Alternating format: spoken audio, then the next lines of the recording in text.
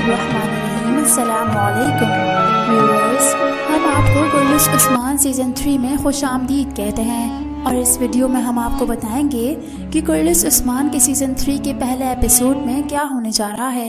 लेकिन इससे पहले आपसे गुजारिश है हमारे चैनल को सब्सक्राइब करें और हमारी आने वाली वीडियोज़ को लाइक करें। शुक्रिया। इस एपिसोड के आगाज़ पर कुछ इस तरह का मंजर दिखाया जाएगा जहां इस नीक नदी में एक बेड़े पर कुछ बजंतीनी सिपाही सवार होते हैं, जबकि वहीं दूसरी तरफ हमें एक और नकाबपोश दिखाया जाएगा जो उस वक्त अपना बेड़ा लिए अपने सफ़र पर रवाना था। इसके बाद हम देखेंगे जहां एक गुरेगोर नामी पॉप अपने साथ मौजूद सिपाही अंदरयाज से पूछता है, हमें यहाँ से ले जाने बेड़ा कब आएगा। तो इस पर अंदरयाज जवाब देता है, जनाब मेरी रुबातोस के कासिद से बात हुई थी, वो बस यहाँ पर पहुँचने ही वाले होंगे। फिर वहीं दूसरी तरफ हमें एक सलेबी दस्ता दिखाया जाएगा जिसका कमांडर अपने तमाम सिपाहियों से मुखातिब होकर कहता है, हम जनाब रुबातोस के हुक्म के मुताबिक गुरेगरो पॉप को यहाँ से ले जाएंगे, लेकिन याद रहे कि इस दौरान कोई भी मसला पेश नहीं आना चाहिए। नाजरीन, ये वही दस्ता है जिसके बारे में अंदरयाज ने गुरेगरो को बताया था, यानी वो रुबातोस के हुक्म पर पॉप गुरेगोर को यहाँ से ले जाने आए थे। इसके बाद हमारी मुलाकात सबके दिलों पर छा जाने वाले हीरो यानी उस्मान बे से कराई जाएगी और जो बसंतीनी दस्ता हमें ड्रामे के स्टार्ट में दिखाया गया था वो कोई और नहीं बल्कि उस्मान साहब अपने तमाम सिपाहियों के साथ थे। फिर वो अपने सिपाहियों को हुक्म देते हैं, सिपाहियों तैयार रहो, हम शाहीन की तरह उड़ेंगे और हवा की तरह खामोश रहेंगे और फिर पॉप गुरेगोर को पकड़कर अपनी सरजमीन में ले जाएंगे। ये सुनने के बाद कौतूक और बौरान कहते हैं, इंशाअल्लाह हुजूर हम ऐसा ही करेंगे। नाजरीन, इसके बाद हमें एक और मंजर दिखाया जाएगा जहाँ पर वो अकेला नकाबपोश जो बेड़ा चला रहा था वो जब पॉप गुरेगोर के पास आकर अपने चेहरे पर से हिजाब हटाता है तो वो कोई और नहीं बल्कि जेर कुताही होता है। फिर वहाँ पहुँचने के बाद वो कहता है, पॉप गुरेगोर, मुझे यहाँ पर बिलजेक के गवर्नर रुबातोस ने आपको लेने भेजा है, आप मेरे साथ चलिए, हमारे वफादार सिपाही आपका इंतज़ार कर रहे हैं। ये सुनने के बाद वो तमाम लोग उस बेड़े पर सवार हो जाते हैं, जबकि अंदरयाज जेर कुताही को काफ़ी मशकूक अंदाज से देख रहा होता है। फिर वहीं दूसरी तरफ आप देखेंगे जहाँ उस्मान बे अपने साथियों के साथ खुश्क ज़मीन पर पहुँच जाते हैं। वहाँ जाने के बाद वो अपने तमाम सिपाहियों से कहते हैं, हम यहीं पर रहकर उनका इंतज़ार करेंगे, ज़रा देखें तो सही कि आखिर कब वो हमारे पंजों में आ फंसते हैं। ये कहने के बाद जब वो संगोर सिपाही से कहते हैं, भाई संगोर, क्या तुम जानते हो कि अब तुम्हें क्या करना है। तो ये सुनते ही संगोर सिपाही हामी भर के वहाँ से अपने घोड़े पर सवार हो जाता है। इसके बाद आप बेड़े पर देखेंगे जहाँ अपनी सिम तब्दील होता देखकर अंदरयाज जेर कुताही से पूछता है, मेरे प्यारे दोस्त, हम कहाँ जा रहे हैं। थियोडर अपने सिपाहियों के साथ हमारा किस जगह इंतज़ार कर रहा है। तो इसके जवाब में जेर कुताही कहता है, वो कॉक्सू में आपके मुंतज़िर हैं जनाब। ये सुनते ही गुरेगोर खड़ा हो जाता है और कहता है, बहुत आला जवान, मगर उन्होंने तो हमें बताया था कि वो जागीरजा में हमारा इंतज़ार करेंगे, लगता है कि शायद तुम्हें कोई गलतफहमी हो रही है। ये सुनने के बाद जेर कुताही एक बार फिर से मुस्कुराते हुए अपना बेड़ा चलाना शुरू कर देता है, लेकिन गुरेगोर के हुक्म पर उसका सिपाही जेर कुताही के सर पर तलवार मार के उसे नीचे गिरा देता है। जिसके बाद गुरेगोर उससे कहता है, हम यहाँ पर शहंशाह से भाग कर आए हैं, लेकिन मुझे लगता है कि शहंशाह के घर वालों का कातिल मिकाइल कोसिस या फिर एनाकोल किले का गवर्नर निकोला हमारे पीछे पड़ा है। मुझे बताओ कि तुम कौन हो। इस पर जेर कुताही को खामोश देखकर वो अपने सिपाहियों को हुक्म देता है, इसकी तलाशी लो। तलाशी लेने के दौरान उन्हें जेर कुताही के पास से एक चम्मच मिलता है और उस चम्मच पे तुर्क निशान देखकर गुरेगोर उससे कहता है, अच्छा तो इसका मतलब है कि तुम एक तुर्क हो, तो अब मैं तुम्हें इन समंदर की गहराइयों में गर्क करूँगा। ये सुनने के बाद उसके हुक्म की ताबेदारी करते हुए वो सिपाही जेर कुताही के हाथों से एक लोहा बांध देते हैं और उसे मुकम्मल तौर पर रस्सियों से बांधकर उसके मुंह में वही चम्मच लगा देते हैं, जिसके बाद वो लोग उसे पानी में धक्का दे देते हैं। पानी की गहराइयों में जाने के बाद जेर कुताही बुरी तरह मचलने लगता है।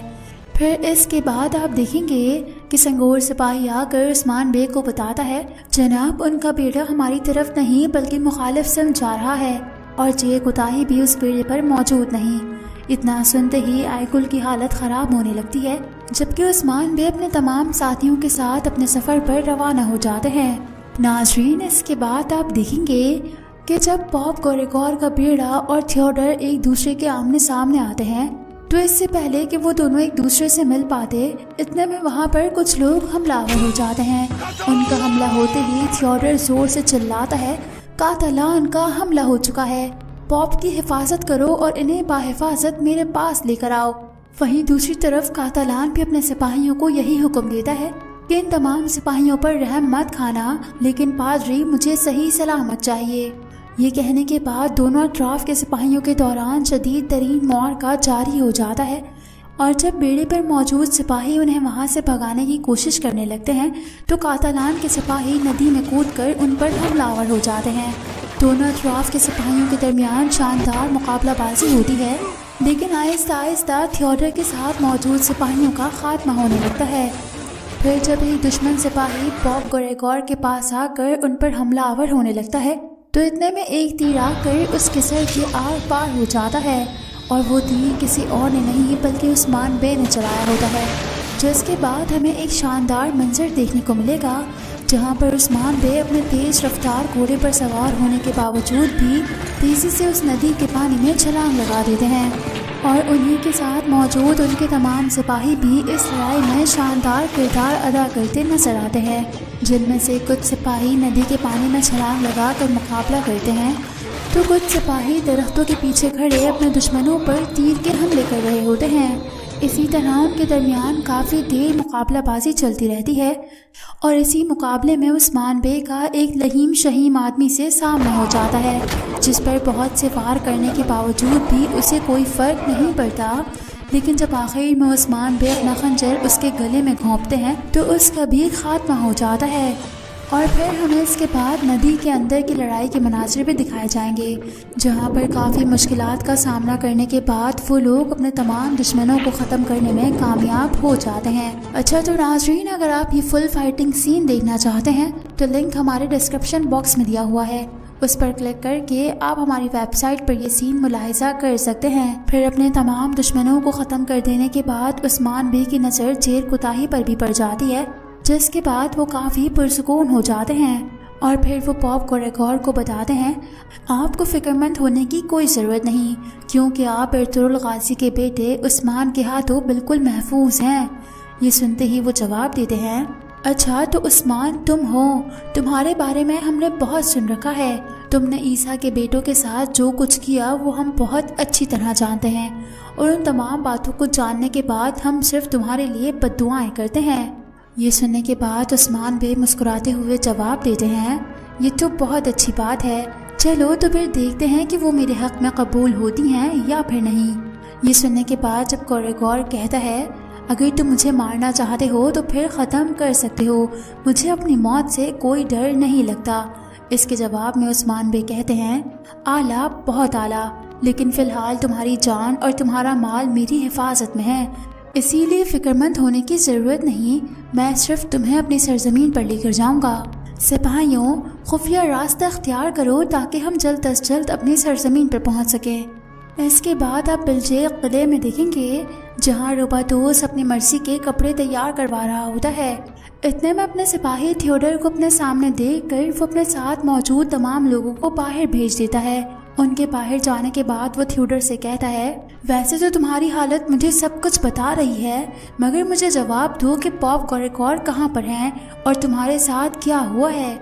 इस पर वो जवाब देता है, जनाब, ये सब कुछ कातालान ने किया है, उसने हम पर हमला कर दिया था, ऐसा लगता था जैसे वो काफ़ी अरसे से इस लम्हे का मुंतज़िर है। ये सुनते ही रोबातोस उसे खामोश कराते हुए कहता है, अपनी बकवास बंद करो, आखिर कातालान ऐसा क्यों करना चाहेगा? अगर उसने ऐसा किया भी है तो पॉप गोरेगोर सिर्फ ऑर्थोडॉक्स मज़हब का सबसे कीमती आदमी नहीं, बल्कि वो मेरा दोस्त, मेरा रिश्तेदार, सब कुछ है, और तुम यहाँ खड़े मुझसे कहते हो कि वो उसे अगवा करके ले गया। ये सुनते ही वो फौरन से कहता है, नहीं जनाब, उन्हें कातालान नहीं बल्कि कोई और लेकर गया है। ये कहने के बाद उसे वो ख्याल आता है जब वहाँ से भागते हुए उसने गोरेगोर को उस्मान के साथ देख लिया था, मगर वो उस्मान को पहचान नहीं सका था। इसीलिए वो रोबातोस को मज़ीद बताता है कि उन सब ने बसंतीनी लिबास पहना हुआ था। ये सुनते ही रुबादोस तंज़ी अंदाज में कहता है, अच्छा तो इसका मतलब है कि इन तमाम कार्रवाई के पीछे मिकाइल कोसस का हाथ है।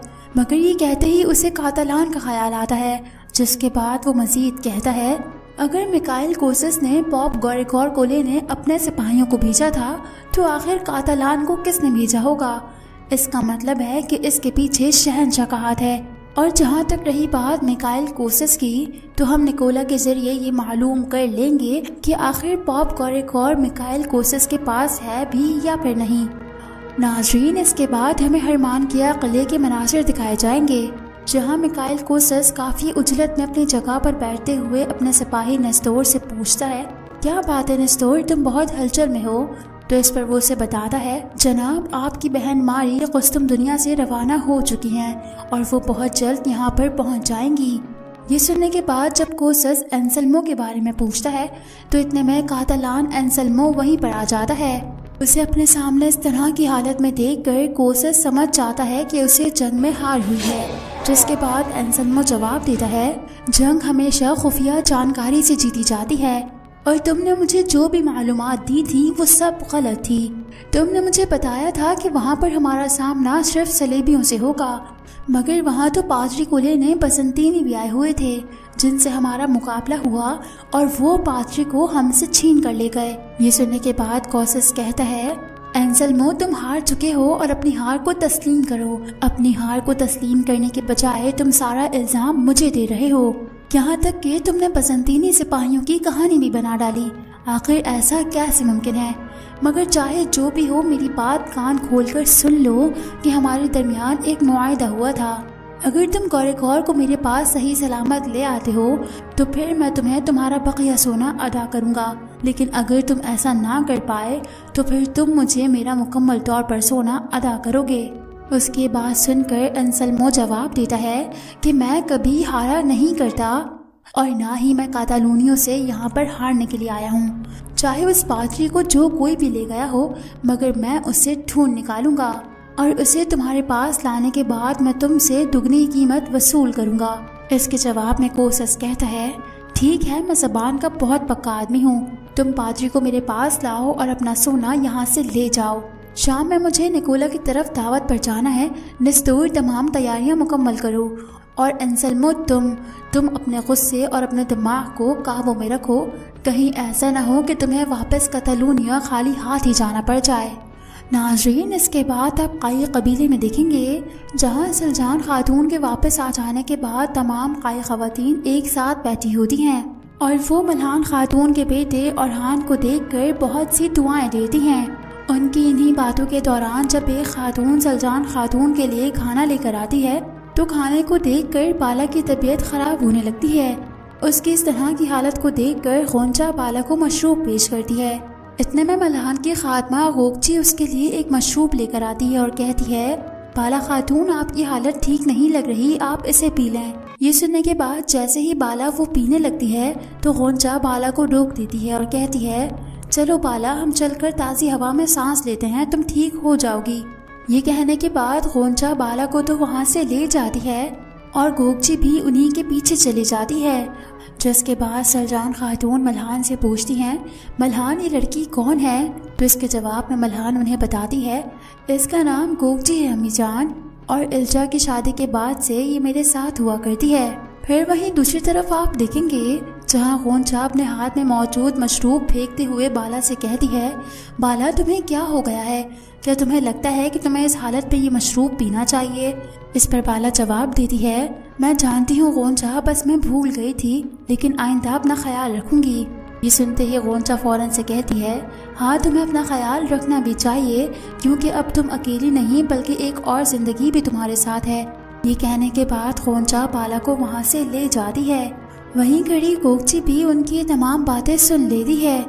इसके बाद आप सौगूद में देखेंगे जहाँ उस्मान बे अदब अली से मुलाकात करते हैं। उन्हें अपने सामने देखकर शेख अदब अली कहते हैं, उस्मान, आपने एक बहुत बड़ी जंग का आगाज कर दिया है। ये अभी तक का आपका सबसे बड़ा शिकार होने वाला है। मगर क्या आप जानते हैं कि कैथोलिक और ऑर्थोडॉक्स की आग सौगूत को अपनी लपेट में ले सकती है? क्या इसके लिए आपने तमाम एहतियाती तदाबीरें इख्तियार की हैं? तो इसके जवाब में उस्मान बे कहते हैं, मेरे शेख, आप बिल्कुल फिक्र ना करें। तुर्क एनातोलिया में गिरोह की सूरत में चारों अतराफ फैले हुए हैं। हम अपने दुश्मनों को किसी सूरत भी मुत्तहिद होने नहीं देंगे और उन्हें अलग अलग करके बहुत बुरी तरह मार देंगे। अल्लाह के हुक्म से ना तो वो रातों को सो पाएंगे और उनका हम पर गालिब आने का ख्वाब सिर्फ एक ख्वाब ही रह जाएगा। और मुसलमानों के बहाए जाने वाले खून के एक एक कतरे का हिसाब उनसे ज़रूर लिया जाएगा। मेरे शेख, मैं सबसे पहले कोरेकोर का भरोसा हासिल करूंगा। उसके बाद तमाम ऑर्थोडॉक्स की बात जान जाएंगे कि निजात पापाए आज़म में नहीं बल्कि इस्लामी निज़ाम में है। वो इंसाफ का निज़ाम जो बहुत जल्द अल्लाह के हुक्म से मैं अपने परचम तले कायम करने वाला हूँ। उनकी तमाम बातें सुनने के बाद अदब वाली दुआ देते हैं, माशाअल्लाह उस्मान साहब, माशाअल्लाह। अल्लाह पाक आपके तमाम इरादों को पूरा करे। जब तक आपके कान और आपका दिमाग एक सिमत पर रहेंगे तो उस वक्त तक ना तो कोई दुश्मन आपके सामने खड़ा हो सकता है और आप भी अपनी तमाम मुश्किलात पर काबू पा सकेंगे। उनकी बातें सुनने के बाद उस्मान बे भी इंशाअल्लाह कहते हैं। और इसी के साथ हमारे इस एपिसोड का यहाँ पर इख्तिताम होता है। उम्मीद करते हैं आपको हमारा एपिसोड अच्छा लगा होगा। मिलते हैं आपसे अपने नेक्स्ट वीडियो में।